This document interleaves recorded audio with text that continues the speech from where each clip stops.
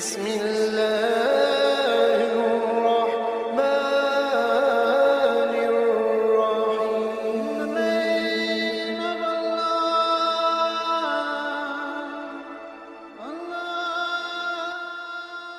بسم اللہ الرحمن الرحیم۔ شروع اللہ کے نام سے جو بڑا مہربان اور نہایت رحم والا ہے۔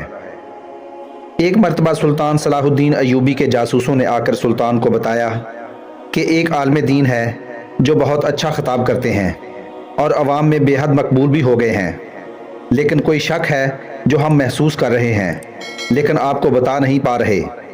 تو سلطان نے کہا جو دیکھا ہے وہ بیان کرو۔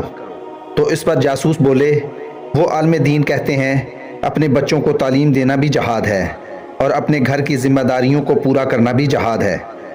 اس پر سلطان نے کہا تو اس میں کوئی شک؟ جاسوس کہنے لگے شک کی تو کوئی بات نہیں، لیکن وہ مولانا یہ بھی کہتے ہیں کہ جنگوں سے ہمیں کیا ملا؟ صرف قتل و غارت گری۔ ان جنگوں نے ہمیں کیا بنایا؟ صرف قاتل۔ اس پر سلطان صلاح الدین ایوبی غصے میں سے کھڑے ہو گئے اور اس سے ملاقات کرنے کی ٹھان لی۔ بھیس بدل کر ملاقات کی اور جاتے ہی سوال کیا حضرت کوئی ایسی ترکیب بتائیں کہ بیت المقدس کو بغیر جنگ کیے آزاد کرا لیا جائے اور مسلمانوں پر جو ظلم کیے جا رہے ہیں ان کو بغیر جنگ کے کیسے روکا جائے؟ اس پر وہ عالم دین بولا دعا کریں۔ اس پر سلطان صلاح الدین ایوبی غصے سے لال پیلے ہو گئے۔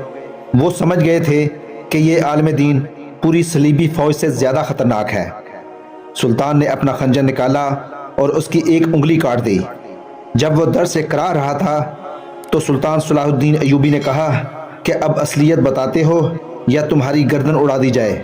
تو وہ طوطے کی طرح بولنے لگا کہ میں ایک یہودی ہوں۔